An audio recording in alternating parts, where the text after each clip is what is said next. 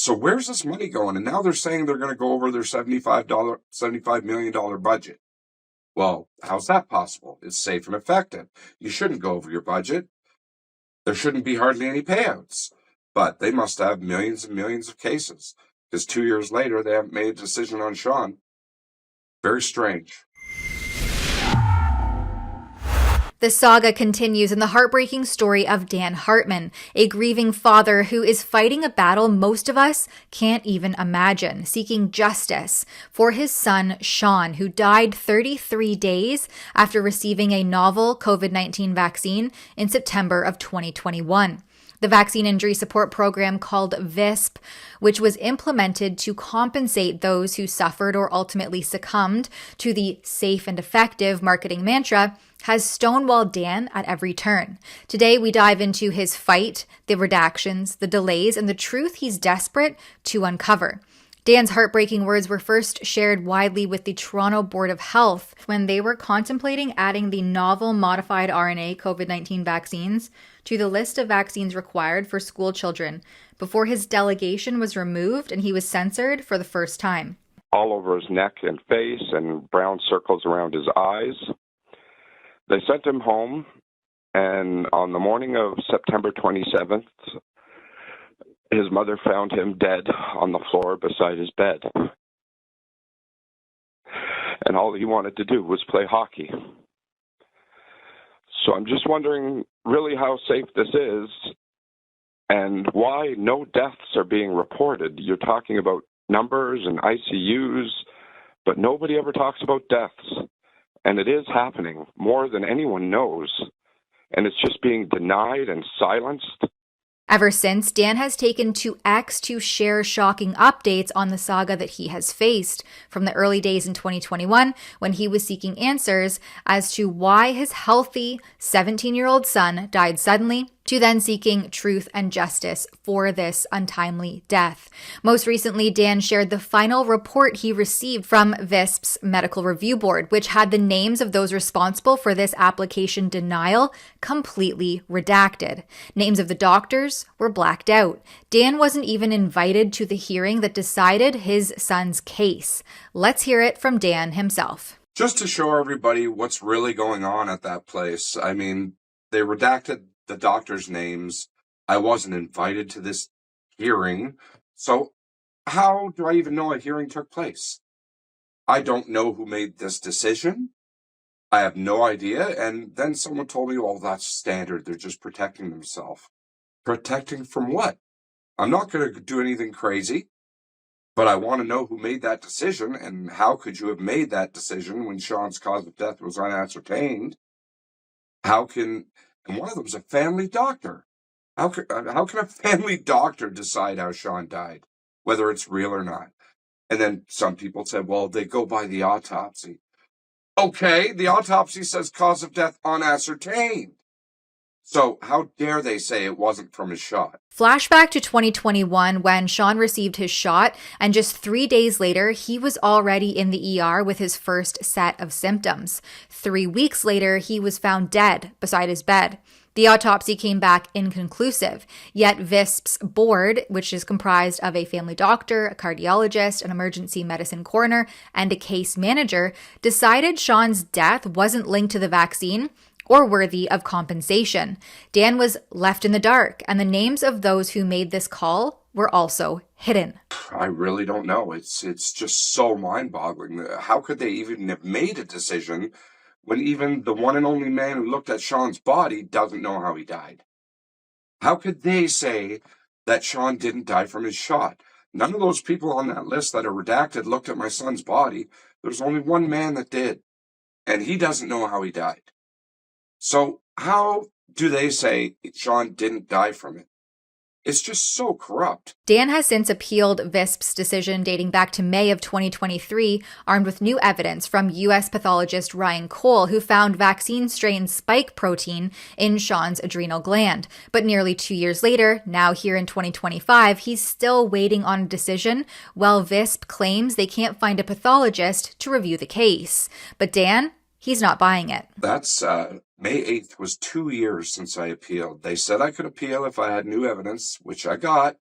from America and sent it to them on May 8th of 2023. Well, here we are in 2025, and they still haven't made a decision. They're claiming they're having trouble finding a pathologist to look at the new evidence. Now, what am I supposed to think when I hear that? They're having trouble finding a pathologist who will lie for them? Like, really? I mean, come on.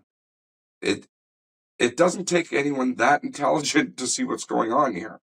It's so blatantly obvious. Now let's talk about the money, because VISP was allocated tens of millions of dollars, with 60% of their total budget going to the private consultancy firm to run the program. And payouts compared to claimants are basically non-existent, with the maximum payout being a measly amount if you think about the quality of life lost by those facing lifelong injuries or death. Dan's friend, a mother from Alberta, debilitated by the shot, named Carrie Sakamoto, received pennies for her struggles. So where's the money going, and why can't they find a pathologist? Well, it certainly hasn't went to the people. There's hardly any payouts at all. And I think their maximum payout is something ridiculous, like $200,000. Like my friend Carrie Sakamoto got a really crappy deal. They gave it to her, but for her lifelong injury, they screwed her. So where's this money going? And now they're saying they're going to go over their $75 million budget. Well, how's that possible? It's safe and effective. You shouldn't go over your budget. There shouldn't be hardly any payouts. But they must have millions and millions of cases, because 2 years later, they haven't made a decision on Shawn. Very strange. It's important to note that Dan's experience isn't unique. Sources tell us that VISP has a high turnover rate, with case managers constantly switching. People who do manage to get into the program are bounced around, left in limbo. Dan's had the same case manager, but even she can't give him answers, just apologies and excuses. Well, I've heard so many stories of people getting multiple case managers. I don't know why, but I've had the same one right from the beginning. And I try not to get mad at her when I email her. I just go, what's going on? And it's always, sorry, Dan, sorry, we're so sorry for the delay. And they're telling her the same thing they're telling my lawyer, that they can't find a pathologist. I don't believe that for 1 second. How can I believe that? It's unreal what's going on. And I don't care about their measly $200,000. Just admit Shawn died from it. Be a human being. Save your soul. Because you're going to a dark place. You're going to where it's really hot. Just tell the truth. That's all I've ever wanted. Right from the start. Someone admit that Shawn died from his shot. And I think they're waiting to see if my appeal with the government gets tossed. And then watch, a week later, it'll be, no, you're denied. I think they're seriously waiting to see what happens with my appeal against the government. That's what I believe.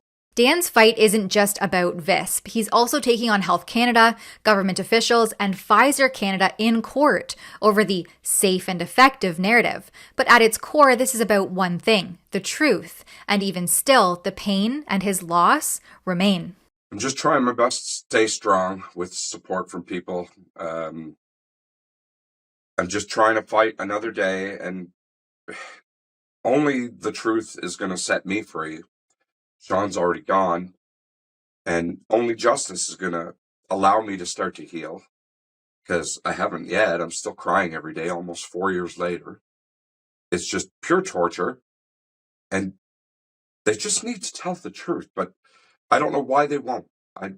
Not admitting one single death is really weird. I mean, sometimes they'll say, yeah, it's very rare, but people can die. Okay. Then say Shawn was one of the rare ones. Admit it. I just want to say thank you so much to everyone for your support, because I honestly couldn't do it without you. I feel like giving up at least once a week. And then I fight on the next day. And it's people like you, Tamara, who have been with me, like you said, right from the beginning. That's why I come to you with every little tidbit I get. I want you to have it before anyone else, before any mainstream media even attempts to talk to me, because I'm not going to talk to them anyway. But I always come to you first. You've been so good to me, and everyone at Rebel's been great to me.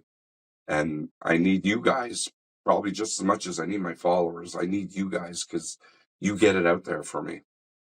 I love you. In the end, this isn't about one father or one son. It's about a system that's failing grieving families, hiding behind redactions and excuses. If VISP can't admit a single death, if they can't find a pathologist in a province with 114 of them, what does that say about accountability and about the ability for this consultancy firm to adequately run this program? Thanks, Dan, for trusting me with your story, and to everyone watching, share this video, follow Dan's journey on X, and demand answers. The truth won't come easy, but together we can shine a light on the injustice. For Rebel News, I'm Tamara Ugolini. If you'd like to see all of my reports on this topic, then please check out more at nomoreshots.ca and consider supporting my work if you're able to. That's nomoreshots.ca.